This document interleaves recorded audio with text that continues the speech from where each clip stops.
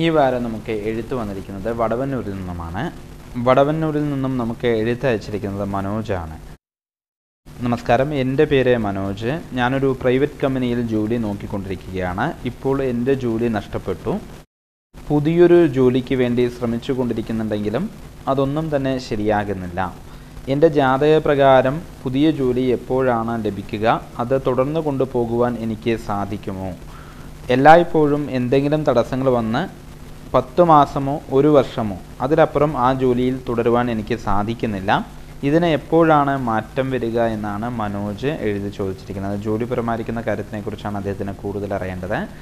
1971 April മാസം 10-ാം തീയതി ശനിയാഴ്ച വൈകുന്നേരം 3:30 അത്തം നക്ഷത്രം 4-ാം പാദത്തിലാണ് അദ്ദേഹം ജനിച്ചിരിക്കുന്നത്. ജാതകവശാല് 47 വയസ്സ് കഴിഞ്ഞിട്ട് 10 മാസം 18 ദിവസമായി. ജാതകവശാല് ഇപ്പോൾ താങ്കൾക്ക് ശനിദശാകാലമാണ് നടന്നുകൊണ്ടിരിക്കുന്നത്. 2013 ജൂൺ മാസം മുതലൊക്കെ ആരംഭിച്ചിരിക്കുന്നതായ ശനിദശാകാലം 19 വർഷമാണ്. 2032 വരെയുള്ളായിരിക്കുന്ന കാലഘട്ടം വരയ്ക്കുന്നുണ്ട്. ശനിദശാകാലം ജാതകവശാൽ ചിന്തിക്കുന്നതായിരിക്കുന്ന സമയത്തിന് നീചരാശിയിൽ നിൽക്കുന്നതായിരിക്കുന്ന ശനിയാണ്. പക്ഷേ നീചഭംഗ രാജയോഗപ്രദനാണ് ശനി. ആദ്യം ഒരല്പം ദോഷങ്ങളും പ്രയാസങ്ങളും എല്ലാം തന്നെ നൽകിയാൽ പോലും നീചഭംഗ രാജയോഗം ഉള്ളതുകൊണ്ട് തന്നെ നല്ല രീതിയിൽ അഭിവൃദ്ധിയും ഉയർച്ചയും കൈവരുത്തിയിട്ട് തന്നെയാണ് ഈ ശനിദശാകാലം കഴിഞ്ഞു പോവുകയുള്ളൂ. ഈ സമയത്തിൽ പക്ഷേ ഇത്തിരി ഒരു ദോഷ സമയമാണ്. കാരണം ശനിദശയിൽ കേതുവിൻ്റെ അപഹാര സമയമാണ്. അത് 2020 മാർച്ച് മാസം വരെയുള്ളായിരിക്കുന്ന കാലഘട്ടം വരയ്ക്കുന്നുണ്ട്.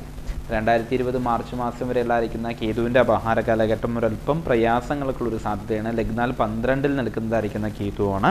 അതുകൊണ്ട് തന്നെ പാപം വ്യയംശ പതനം നിരയത്വമംബകം സ്ഥാനഭ്രംശഞ്ച വൈകല്യം എന്നാണ്. സ്ഥാനഭ്രംശം എന്ന് വെച്ച് കഴിഞ്ഞാൽ ഇളക്കങ്ങളാണ്. ചെയ്യുന്ന തൊഴിലിൽ നിന്നോ ഇരിക്കുന്ന സ്ഥലത്ത് നിന്നുള്ളതായിരിക്കുന്ന മാറ്റങ്ങൾക്കും പരിവർത്തനങ്ങൾക്കും ഉള്ളതായിരിക്കുന്ന സമയമായിട്ടാണ് കേതുവിൻ്റെ സമയം പറയാം.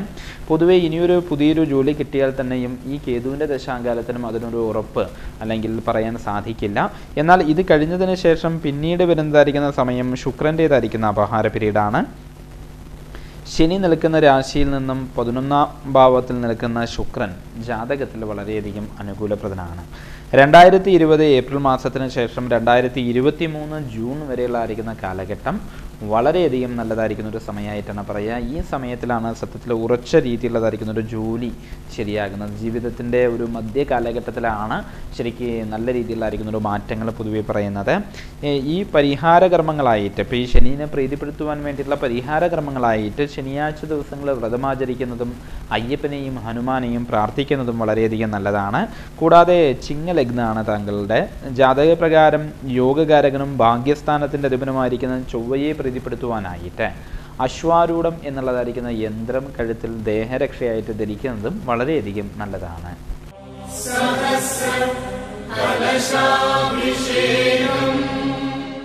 ഗ്രഹങ്ങളുടെ ചാരവശാലുള്ള സ്ഥിതിവിഗതികളെ കണക്കാക്കിയാണ് ജ്യോതിഷവിധി തിട്ടപ്പെടുത്തിയിരിക്കുന്നത്.